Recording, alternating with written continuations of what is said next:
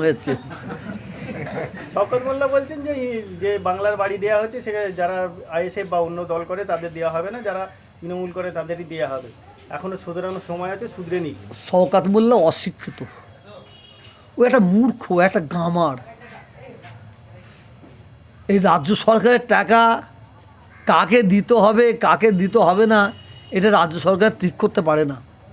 কেন পশ্চিমবাংলার মুখ্যমন্ত্রী হচ্ছেন, উনি হচ্ছেন বাংলার জনসাধারণের মুখ্যমন্ত্রী। উনি তৃণমূলের মুখ্যমন্ত্রী নয়, কংগ্রেসের নয়, বিজেপির নয়, জনসাধারণ মুখ্যমন্ত্রী। অতএব এই ঘরের টাকা বাংলার মানুষ পাবে।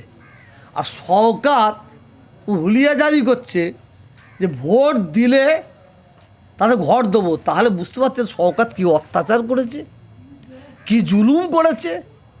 ও এখন ঘর দিয়ে ভোট নিতে চাইছে। যদি সরকার যদি বলে সোনার ঘর করে দেবো, এক একজনকে সোনার ঘর করে দেবো, ভোটটা আমাকে দিতে হবে, কোনো মতেই সরকারকে ভোট দেবে না। ওই জন্যই আমি বলেছি ভাঙড় এবং ক্যানিংয়ে সরকার যদি টিকিট পায় লিখে রেখে দেন সরকার বিরোধী ভোট হবে,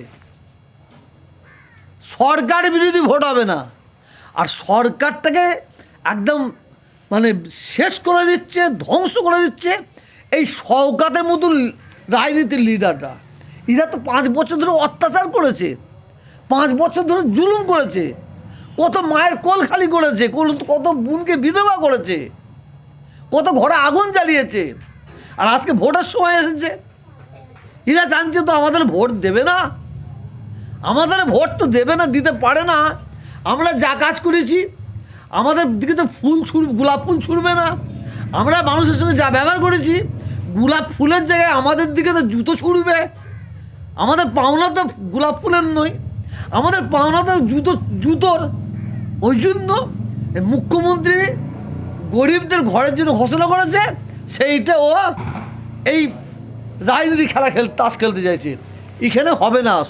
শওকত মোল্লার এলাকায় যদি সোনার ঘর এক একটা করে দেয়, শওকত মোল্লা ভোট পাবে না, এটা আমি বলতে পারি। এবারে বাংলায় যদি ভোট হয় শওকত মোল্লারা, তুই বুঝতে পারবি তোর কী হাল হচ্ছে।